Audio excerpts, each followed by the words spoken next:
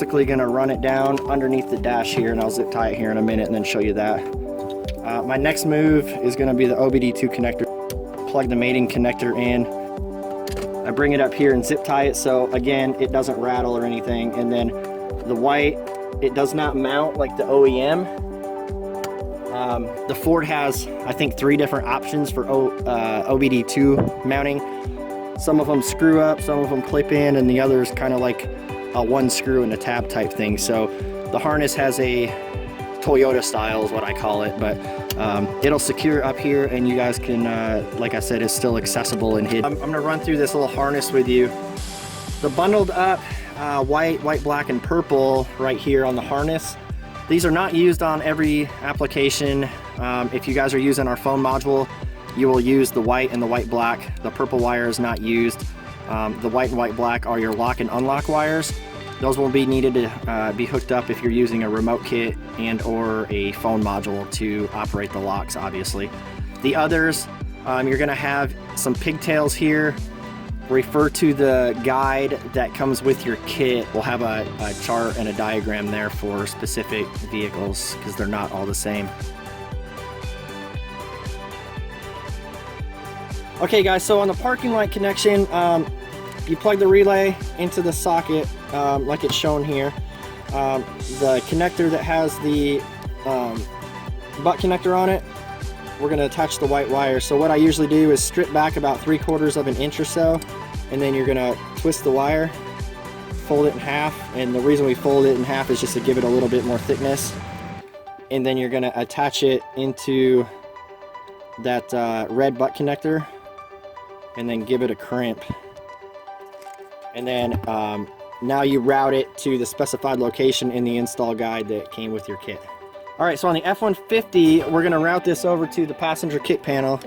It's to go right through here, down, and then behind the center console, and I will show you exactly how I fish it over to the other side. What I'm gonna do to fish it over, I actually cheat. I got one of these big HVAC zip ties that you would find in an attic, and you cut the part off that you would, the zip part. So what I do is you take the parking light wire and just use some electrical tape. Just tape it on. It doesn't even have to be tight, really. I mean, you don't want it to come off, but you don't need a whole lot of tape there. And then you take the fish tape, fish it through, walk over, and you can pull it on through. What you're gonna do is tuck it over here and around underneath the carpet. And we're gonna come over here to the fuse box location, which is behind this panel in the passenger kick panel. So this just pops off. There's a little tab right here on the back side that faces the firewall. Just pull it. The harness we're looking for is this one right here. It's a gray connector, and it is 10 pins. And the wire that we want is pin 6, and it's gonna be a yellow with a blue stripe. All right, so I peeled some tape back. And like I said, if your connector is oriented like this, it's the bottom left connector. It is a yellow with a blue stripe in the 11 to 14 F-150. What we're gonna do is use the provided wire tap to secure the parking light connection, which makes it super easy for you guys. The tap is a red one. You basically put it on the wire, fold it over, crimp it. You'll hear it click and you're good to go. On the white wire, I snip it down to length, and then we're gonna do the same thing we did on the other side. So you're gonna strip it back about 3/4 of an inch, twist it, fold it, and put the little spade connector on there and crimp it down, and make sure you give it a little tug test after you crimp it. I'm actually gonna cut this off as soon as I crimp it on because I'm gonna solder this connection, but you tap it just like this. Okay, so I got the connectors cut off, and I got the parking light wire from the remote start harness over here soldered onto the yellow with a blue stripe, and we're good to go. I'm gonna put a piece of tape around here, plug it back in, secure this wire, reassemble this, and we'll run back over to the driver's side and program the module.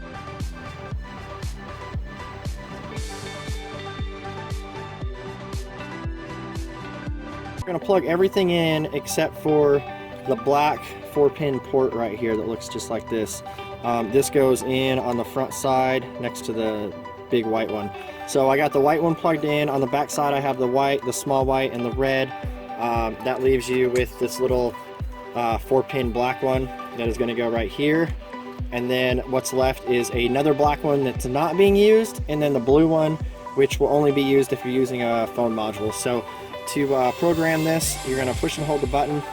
You're going to insert the black connector, and these lights are going to rotate between colors. So it's got blue, red, amber, and then red and blue.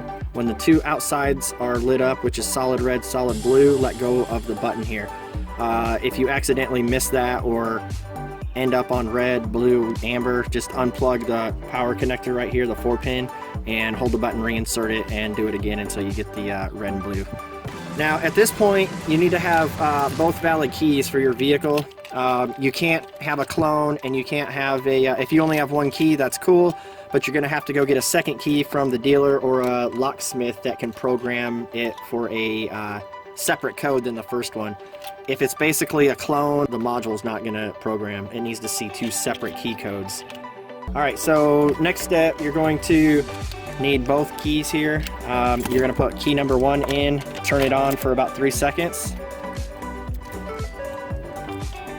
Take it out, put the next key in, key number 2, turn it on for 3 seconds. Take it out, put key number 1 back in, and then leave it, and these are going to start flashing.